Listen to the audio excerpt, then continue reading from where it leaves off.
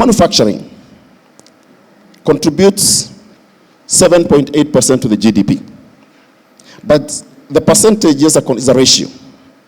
But what does that mean? And when I talk about the manufacturing, look at 30% of that is from agriculture value chains. So, creation of jobs, core manufacturing, 352,000. That is only second to public sector, which has over 900,000 employees. Contribution to tax coffers, 360 billion. Again, you look at 7.8, but again the contribution is 360 billion. It's core manufacturing. But if you look at the linkages that we have with other sectors, in agriculture, with farmers, with distribution, with retail, with wholesale, with financial sector, is huge. But then when we met with His Excellency the President, we agreed that we need to move that manufacturing contribution from 7.8% to 20% by 2030. The question is it possible? We believe it is possible because agriculture needs to be organized. If we can organize our agriculture, then we can be able to get to 20%. And let me not just mention a case study that was shared, and I was happy when Professor Da Silva gave an example of how Brazil approached, the strategic, sectors. And I was privileged to be part of the guests that met from, I think, the current president, Da Silva, when he visited Kenya around 2010.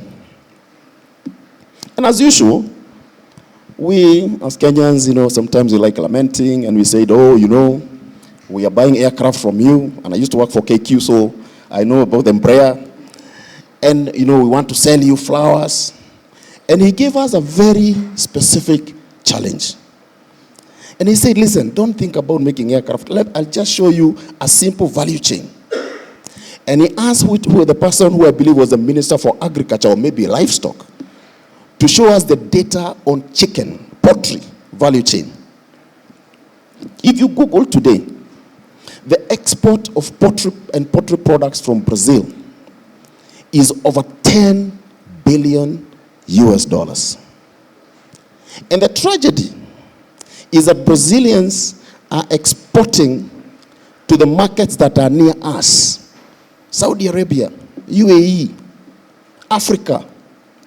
And this is a question that he asked us, the president of Brazil.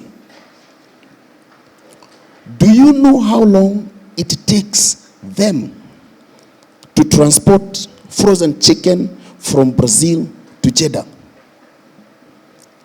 And of course, we were surprised. And he said 17 hours. Sao Paulo, Jeddah, 17 hours. How long would it take Kenyans to move frozen chicken from Nairobi to Jeddah? 4 hours. Export of eggs and frozen chicken to Southern Sudan, to Congo, to Uganda, to South Africa. Kenya was not on the list, but he told us that whatever we consume from Uganda, South Africa, and others, most likely is from Brazil. As we speak today,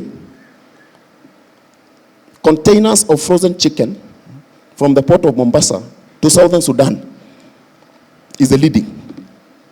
So why should we be sitting here and we cannot produce chicken? That's where the data comes in. So it is possible for us to increase our output, our GDP, if we organize the value chain.